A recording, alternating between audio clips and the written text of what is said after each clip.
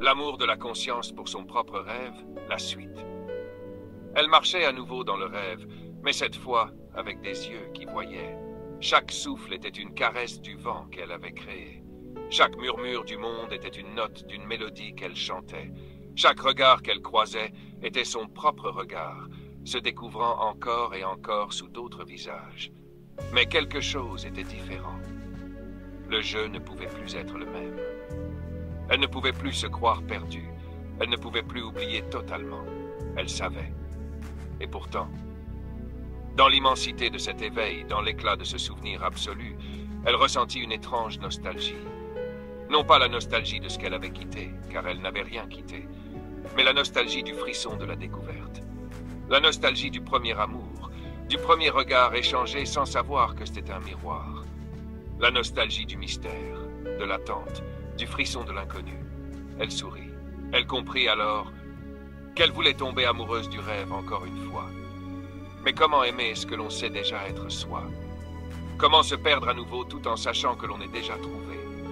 Comment redevenir l'amante quand on sait que l'amant n'a jamais été autre que nous-mêmes? Elle rit doucement et dans ce rire, les étoiles tremblèrent d'excitation. Alors, elle choisit. Elle choisit de jouer un autre jeu.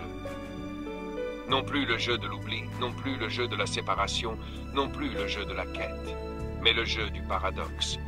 Le jeu où elle était à la fois éveillée et endormie, à la fois rêveuse et rêvée, à la fois celle qui sait et celle qui feint d'ignorer.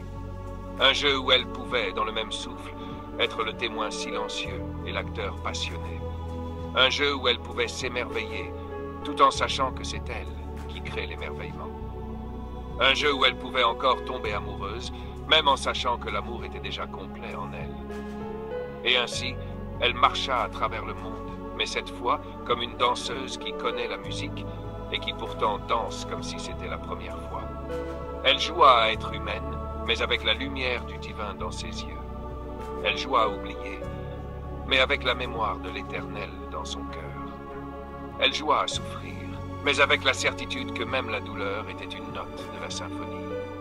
Et dans ce jeu, elle trouva un plaisir nouveau. Car maintenant, chaque moment était un miracle. Chaque instant était un cadeau qu'elle s'offrait à elle-même. Chaque regard, chaque rencontre était une opportunité de tomber amoureuse de son propre reflet. Elle souriait en silence lorsqu'elle croisait des âmes endormies, des êtres cherchant désespérément quelque chose qu'ils étaient déjà. Elle les regardait avec une infinie tendresse, car elle se souvenait. Elle se souvenait du vertige d'être perdue, de la beauté de la quête, de l'intensité du désir d'union, de la douce souffrance du manque.